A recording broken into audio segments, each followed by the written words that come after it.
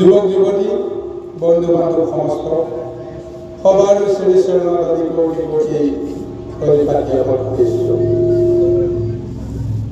আমি বহুদিনৰ মূৰত তুলিবলৈ ভুল নহয় ভাগৱত চক্ৰৰ যি নিয়মীয়া যি মহা আলোচনা চলি আছে আমি বহুদিনৰ বিৰতিৰ মূৰত এইখন আসনলৈ অহাৰ সৌভাগ্যখন হৈছে বাৰু যি কি নহওক সমস্ত আমাৰ শ্ৰদ্ধাৰ বাক্যাচাৰ্য ডেকা প্ৰভুজন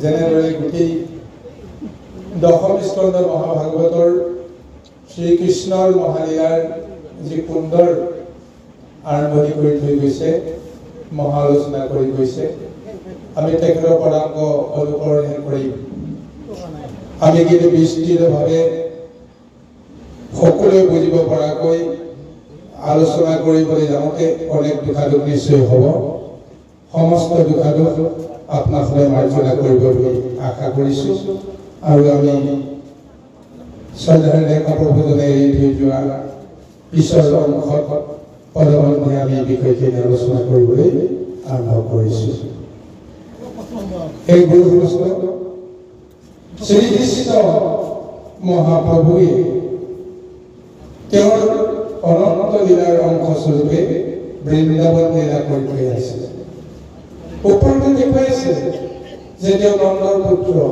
যশোদাৰ পুত্ৰ এই মুহূৰ্তত দৈৱকী বসুদেৱৰ পুত্ৰ বুলি কাকো পৰিচয় দিব পৰা অৱস্থালৈকে অহা নাই তেওঁ নন্দ আৰু যশোদাৰ পুত্ৰ সাধাৰণ এজন গোৱালৰ সন্তান তেওঁ গৰুকীয়া গৰু চৰাই যেনে ঘৰুৱা কৰ্মখিনিত সহায় কৰি দি আছে এইখিনি স্বাভাৱিকতে তেওঁক লীলা কৰিছে কিন্তু তাৰ মাজতে তেওঁ কৰি আছে কি সমস্ত বৃন্দাবন তেওঁ আনন্দময় কৰিব লাগিব কাৰণ ইমান দিনে বৃন্দাবন কেৱল দৈত্যৰ দানৱ অসুৰৰ ৰাজত্ব তাত জীৱকুল সমস্তবিলাকে সন্তুষ্ট হৈ আছে গতিকে বৃন্দাবনক তেওঁ ৰৈৱভূমি কৰিব লাগিব আনন্দৰ ভূমি কৰিব লাগিব আৰু সেইকাৰণে যিদিনাখন তেওঁ জন্মৰ পিছতেই মথুৰাৰ পৰা কাৰাগাৰ অন্ধকূপৰ পৰা ওলাই গৈ যমুনা নদী পাৰ হৈ নন্দৰ গৃহত প্ৰৱেশ কৰিছে ৰাতিপুৱা যেতিয়া বিচনাত দেখা পালে যশোদাই যে তেওঁৰ কোলাটো এটা কেঁচুৱা তেওঁ ক'ব পৰা নাই যে এইটো মোৰ নহয় বুলি কাৰণ তেওঁ পুত্ৰ কামনা কৰি আছে সকলোৱে ভাবি আছে নন্দৰ পুত্ৰ যশোদাৰ পুত্ৰ যদি হয় সকলোৰে কাৰণে ভাল হ'ব আৰু সেই আনন্দটো তেওঁ কেনেকৈ বুজাব ভাবিব পৰা নাই তেওঁ কিন্তু জানে যে এইটো মোৰ সন্তান হ'ব নোৱাৰে কাৰণ মই গৰ্ভতেই ধাৰণ কৰা নাই কোনো সন্তান গতিকে এইটো সন্তান মোৰ হ'ব কেনেকৈ কিন্তু বিশ্বনাথে যে ৰাতি কোনোবাই গৈ গ'ল কেনেকৈ আহিল কি কৰিলে তেওঁ নাজানে গতিকে ক'ব লগা হৈছে যে মোৰ পুত্ৰ মোৰ সন্তান আৰু সেইটোৱে উৎসাহিত হ'ল মুহূৰ্তৰ ভিতৰতে সকলোৰে মনত আনন্দৰ এক মহাশক্তি বিৰাজ কৰি গ'ল। কৃষ্ণই গোকুলত প্ৰৱেশ কৰি লগে লগে আনন্দৰ ৰসে ধুৱাই পেলাইছে সমস্ত ব্ৰজধাম বা গোকুল। কটপুত্ৰ জন্ম হৈছে, সকলোৱে শুনি আছে, কিন্তু কাকো চাবৰ কাৰণে কাৰো কেতিয়াও ইমান উৎসাহ নালাগে। কিন্তু নন্দপুত্ৰ জগতপুত্ৰ হ'বলৈ গম পোৱাৰ পিছতে লাঙি চিন্তা হ'বলৈ ধৰিলে সন্তানটোক চাবৰ কাৰণে। চোৱাৰ পিছতো বিমোহিত হৈ গ'ল। কৃষ্ণৰ মায়ে সকলোকে এনেকৈ বান্ধি পেলালে যে নেদেখিলে থাকিব নোৱাৰা হৈ গ'ল। আৰু সেই ব্যৱস্থাৰ মাজেৰেই তেওঁ সকলোকে আনন্দময় কৰিবলৈ যাওঁতে মহালীলা কৰি কৰি দৈত্যধামক সমস্ত তেওঁ বধ কৰি গৈ আছে।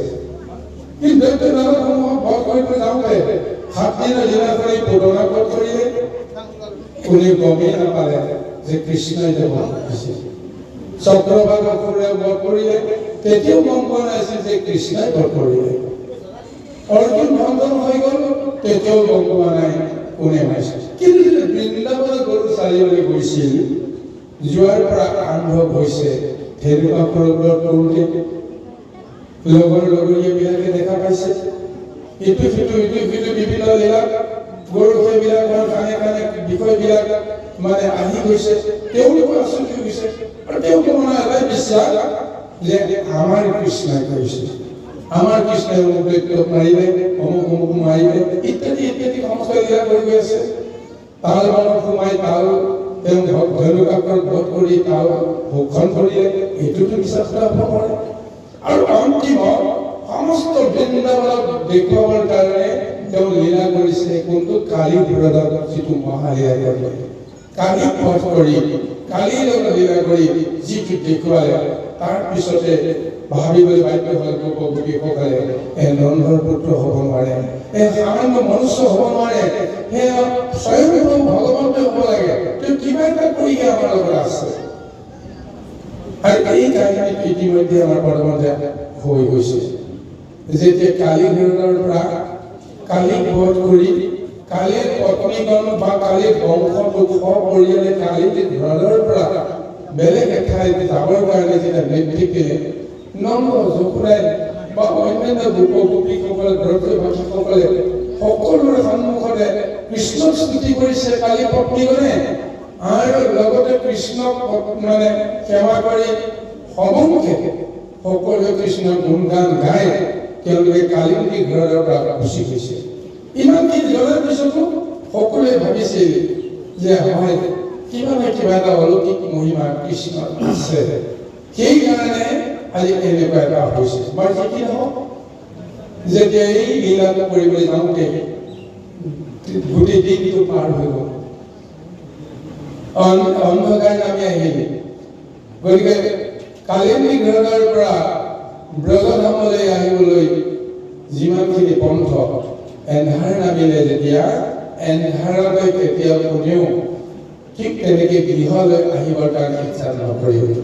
আৰু এটা নীতি আছে, দিনটোত আপুনি যি কৰ্ম নকৰক কিয়, সেই কৰ্ম অনুসাৰে আপুনি যলৈকে নাযাওক কিয়, কিন্তু যেতিয়া বেলি ডুবিল, যেতিয়া অন্ধকাৰ নামিল, তেতিয়া কিন্তু আপুনি সমস্ত কৰ্ম সাধন সামৰি কৰি যতেই বেলি ডুবিল, যতেই অন্ধকাৰ নামিল, তাতেই ৰাতিটোৰ কাৰণে আশ্ৰয় গ্ৰহণ কৰাটোহে নীতিগত কথা।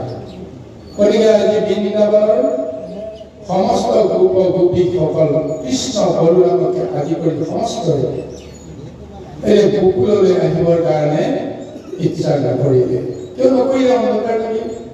গতিকে অন্ধকাৰ নামিলে ঘোৰ অন্ধকাৰতে বনৰ মাজতে সিদিনাখন তেওঁলোকে থাকিবলৈ যত্ন কৰিলে।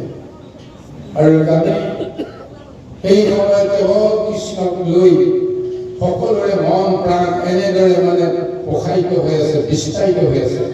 কৃষ্ণক দেখিছে, দেখাৰ লগে লগে যিসকল কৃষ্ণৰ লগত কথা পাতিছে, গুণজপ কৰিছে, কিছুমানে তন্ময় ভাবি আছে যে এইটো কোন, হয়নে নহয় নন্দৰ পুত্ৰ যশোদাৰ পুত্ৰ, যাক আমি সেই বুলি ভাবি আছো। মনতে এনেদৰে ভাবোতে ভাবোতে কিয় কৃষ্ণময় ভাৱনাৰে তেওঁলোকে সিদিনাখন আহাৰ অন্ন পানী গ্ৰহণৰ কথাই পাহৰি সুবিধাও নাই। কোনেতো ঠিক তেনেকৈ ঘৰৰ পৰা সম্পদবিলাক বয় বস্তুবিলাক নি য'তে ৰাতি লৈ ত'তে ৰান্ধি বাঢ়ি খাম এনেদৰে কোনো প্ৰস্তুতি নাই। কেৱল কৃষ্ণৰ চৰিত্ৰটো তেওঁলোকে অন্তঃকৰণৰ সৈতে ধ্যান কৰি চাই তাতেই অন্নপান হৈ গৈছে, জলপান হৈ গৈছে, উদৰ পূৰণ হৈ গৈছে, মন ভৰি গৈছে। আৰু এনেদৰে কৃষ্ণ নাম লওঁতে লগতে তেওঁলোকে কিছুৱে নিদ্ৰা গৈছে, কিছুৱে নিদ্ৰা যোৱা নাই। সেইখিনি সময়তে কৃষ্ণ নিদ্ৰা যোৱাৰে তেওঁ হাও ধৰি আছে। এটা দেখা গ'ল হঠাৎ গোটেই বনত এটা জুই জ্বলিব। বনাগ্নিয়ে সকলোকে ঘেৰি ধৰিলে। এতিয়া আৰু বনাগ্নিৰ পৰা পৰিত্ৰাণ কোনো উপায় নাই।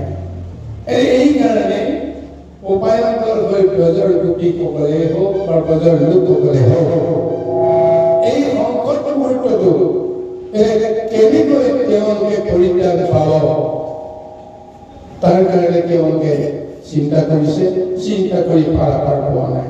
কাৰণ বনাগ্নিক হেদ কৰিব পৰা শক্তি তেওঁলোকৰ যে নাই তেওঁলোকে জানে। জনাৰ কাৰণে এতিয়া কৃষ্ণক এতিয়া সাৰথি কৰিব লগা হৈছে। কাৰণ কৃষ্ণ বিহুটো লাগি আছে। কিছু সময় আগতে দিনৰ ভাগতে কালিৰ লগত যিখিনি লীলা কৰিলে তাৰ আগৰ কথাবিলাকো মনত পৰি গৈ আছে। আজ ইমান সংকটৰ সময়ত যে কৃষ্ণই যেতিয়া সকলোৱে ৰক্ষা কৰে আমাকো তেওঁ ৰক্ষা কৰিব পাৰিব। সেইকাৰণে সকলোৱে কৃষ্ণক দেখি নানা ধৰণে তেওঁ কুটি আৰম্ভ কৰিবলৈ গৈছে যে তুমি যেনেকেই নহওক আমাক ৰক্ষা কৰা। বনাগ্নি আমাক কৰি মাৰিলে আমাক ক'ব লগা নাই, কিন্তু তোমাক যে আমি হেৰিব, তোমাক যে এৰি থৈ আমি যাব লাগিব, যিটো কথাটো কোনো কাৰণতে আমি ভাবিব পৰা নাই। গতিকে সেইকাৰণে তুমিও আমাক কোনো কাৰণতে যেন এৰিব নালাগে, আমিও যেন তোমাক এৰিব লগা নহওঁ। গতিকে বনাগ্নিৰ পৰা তুমি যেনেকৈ নহওক উদ্ধাৰ কৰা। এইবুলি যেতিয়া কৃষ্ণৰ শৰণাপন্ন হ'ল তেতিয়া কৃষ্ণই সকলোকে আশ্বাসেৰে কৰিলে, হ'ব চিন্তা কৰিব নালাগে, যি হয় দেখা যাব। এইবুলি যেতিয়া তেওঁ সকলোকে আশ্বাসেৰে কৰিলে আৰু তেওঁ নিজৰ মুখ মেলি সেই মুখেৰে বতাহ যেতিয়া তেওঁ ভিতৰলৈ পুহি দিবৰ কাৰণে যত্ন কৰোঁতে জ্বলি থকা সমস্ত বনৰ জুই নিজে নিজে কৃষ্ণৰ মুখৰ ভিতৰত প্ৰৱেশ কৰিলে। আৰু কৃষ্ণৰ মুখৰ ভিতৰত প্ৰৱেশ কৰাৰ পিছত মুখখন যেতিয়া কৃষ্ণই বন্ধ কৰি দিলে এই অগ্নি গৈ কৃষ্ণৰ দেহৰ ভিতৰত প্ৰৱেশ কৰিলে আৰু বাহিৰৰ বনত জ্বলি থকা অগ্নি নিৰ্বাপিত হৈ গ'ল। দেখি আচৰিত কি অসম্ভৱ সম্ভৱ কৰিব পাৰিছে। তেতিয়া তেওঁলোকৰ পূৰ্ণ বিশ্বাস হৈ গৈছে যে এইজন আচলতে মানুহটো নহয়, সেইজনেই স্বয়ং প্ৰভু ভগৱন্ত, যাৰ ইচ্ছাত গোটেই সংসাৰখন চলি আছে, যাৰ ইচ্ছাত সৃষ্টি স্থিতি প্ৰলয় সমস্তবিলাক সাধন হয়। গতিকে এনেকুৱা এক দিব্য জ্ঞান আজি এই গোপগোপীসকলৰ বা ব্ৰজবাসীসকলৰ হৈছে। আৰু কৃষ্ণই যে লীলা কৰি কৰি প্ৰকৃততে এই তেওঁৰ দিব্য দৰ্শনটোকে সমস্ত জীৱক দিবৰ কাৰণে তেওঁ প্ৰযত্ন কৰি আছে, কিন্তু মুখেৰে তেওঁ ক'ব নোৱাৰে বা ক'ব লগা কোনো কাৰণ নাই। কাৰ্যৰে তেওঁ দেখুৱাই দিয়ে যে আচলতে আমি কোন। কাৰ্যৰ জৰিয়তেহে তাৰ প্ৰমাণটো জগতে পাব। জগতে যেতিয়া পাব, জগতে যেতিয়া তেওঁক মান্যতা কৰিব, তেতিয়া তেওঁ তাক গ্ৰহণ কৰিব। এইটো নীতি অৱলম্বন কৰিয়ে কৃষ্ণই এতিয়া মহালীলা কৰি গৈ আছে। পৰীক্ষা নহয়, ভকতক তেওঁ পৰীক্ষা কৰি আছে। হয়, পৰীক্ষাৰ জৰিয়তে ভগৱন্তৰ দিব্য জ্ঞানটো তেওঁলোকক প্ৰদান কৰি আছে। কাৰণ এনেকুৱা এক সময়ত বিষয়ৰ কোনো কথা চিন্তা কৰিবলৈ পৰিৱেশ নাইকিয়া কৰি দিছে, চাৰিওফালে আতংকিত কৰিছে। এতিয়া যে কৃষ্ণৰ বাহিৰে আৰু তেওঁলোকৰ ভাবিব লগা নাই, কৰিব লগা একো নাই, বেলেগলৈ যাব লগা একো নাই। কাৰণ কৃষ্ণৰ ওচৰবা গ'লেতো সকলোৰে ভাবে সেইটো সংকিত কৰি সংকট পেলাই কৃষ্ণৰ বা আঁতৰিবৰ কাৰণে কোনো কাৰণতে তেওঁলোক বাধ্য হ'ব নোৱাৰে। এনেকুৱা এক ধৰ্ম সংকটতে পেলাই আছে। ধৰ্ম সংকটত পেলাই ভক্তসকলৰ মনত থকা যিমান বিষয়ৰ যিবিলাক মলিনতা লাহে লাহে আঁতৰাই এটা সময়ত সেইজন কোন সন্দেহ কৰিব লগা কাৰো যেন কোনো বিষয় নাথাকে, প্ৰশ্ন নাথাকে, এনেকুৱা এটা অৱস্থালৈকে তেওঁ লৈ গৈ আছে।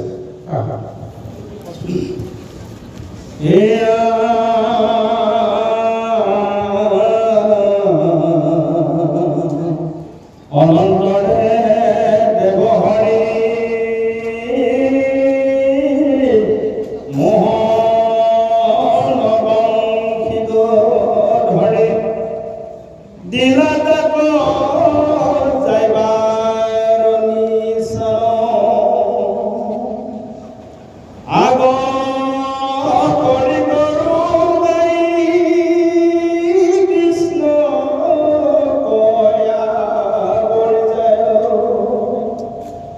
যত লগ প্ৰিয়াকো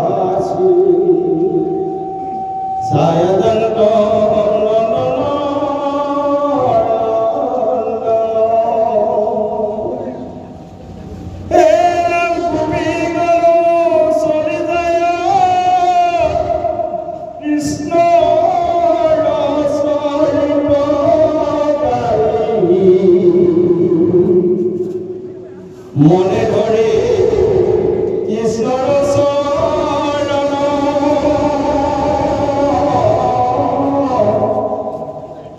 প্ৰেম ৰসে সৰ্বস্থিত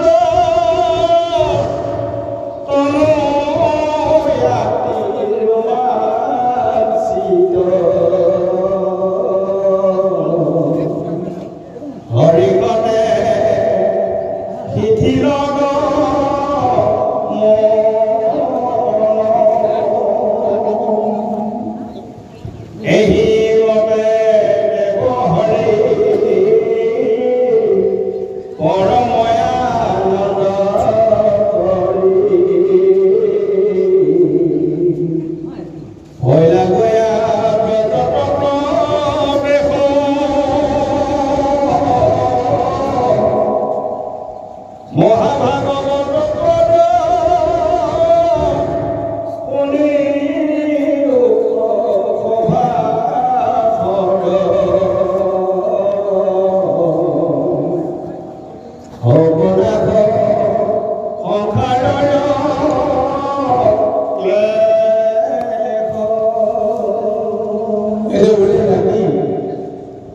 সেই ব্ৰজবাসীসকলে কোনেও শুব পাৰিলে আৰু অন্ন পান কৰাৰ প্ৰয়োজন অনুভৱ নকৰিলে।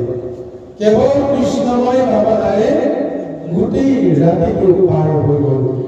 আৰু যেতিয়া ৰাতিপুৱাৰ সময়তে আনন্দ মনেৰে কৃষ্ণই বংশী ভাই সমস্তকে নিশান দিলে বা ইংগিত দিলে যে এতিয়া আৰু এই বৃন্দাবনৰ হাবিৰ মাজত থাকি লাভ নাই, নিজৰ গৃহলৈকে আমি যাব লাগে।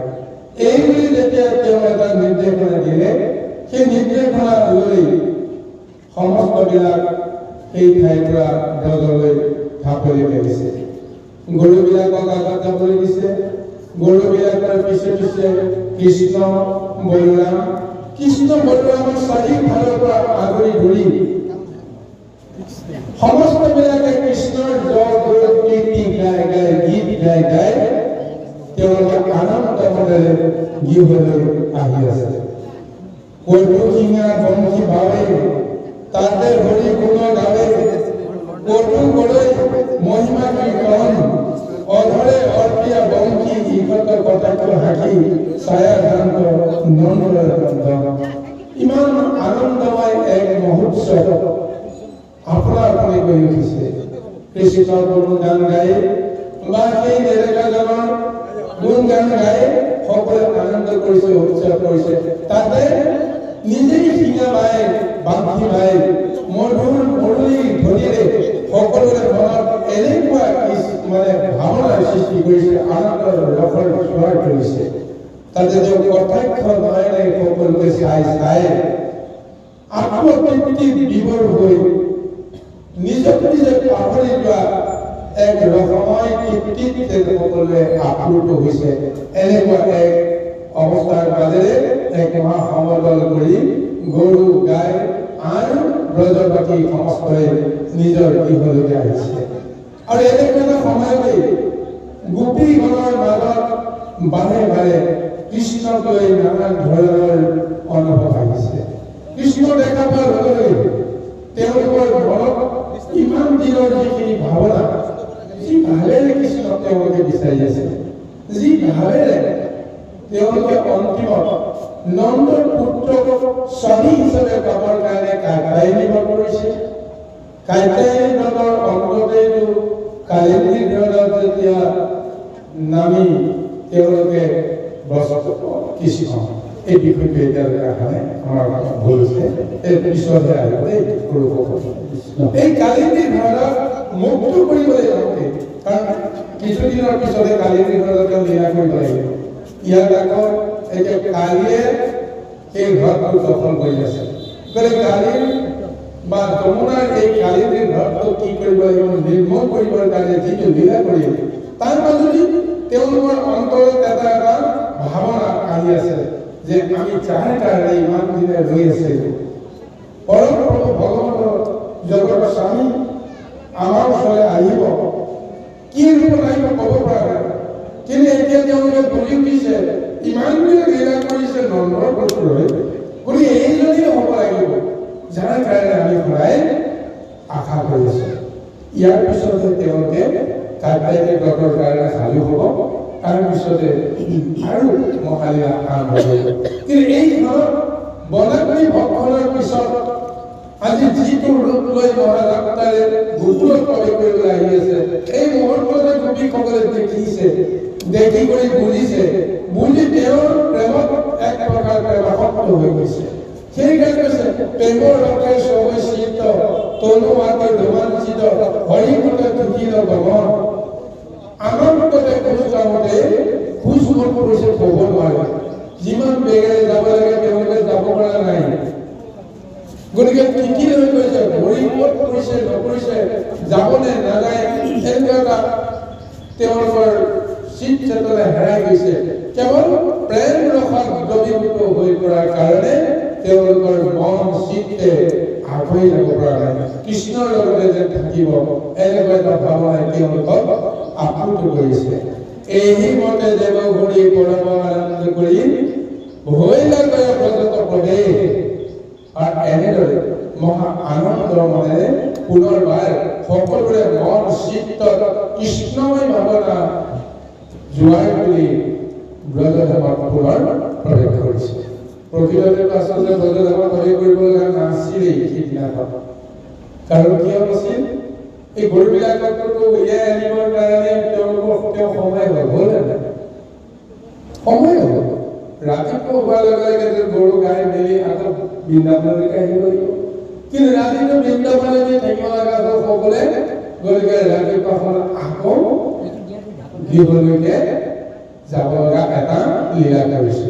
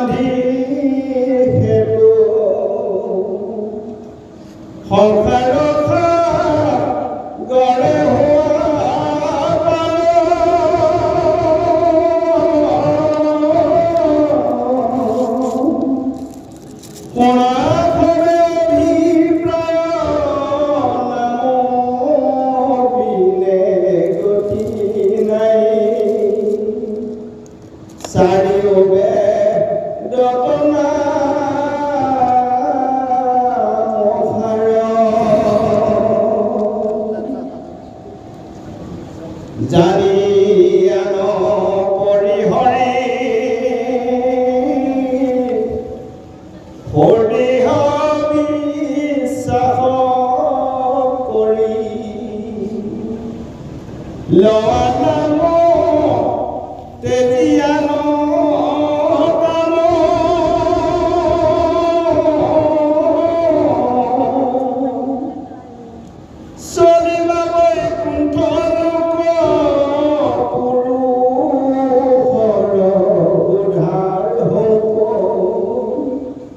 নিৰন্তৰে বোলায়া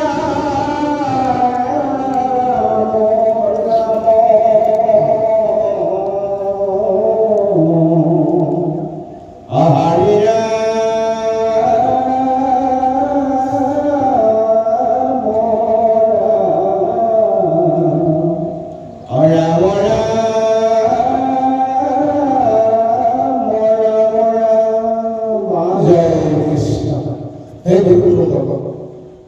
অতি সুন্দৰভাৱে মহাভাগৱতে এক মহা উপদেশ দিছে। কি বুলি দিছে? এই বিষয়ে সংসাৰখনত কেৱল আমি দুখ কষ্ট কাই ক্লেশ ইত্যাদিকে আমি সাৰথি কৰি কৰ্মলীলা আৰম্ভ কৰিব লগা হৈছে। ইয়াৰ পৰা আমি কোনেও পৰিত্ৰাণ নাপাওঁ।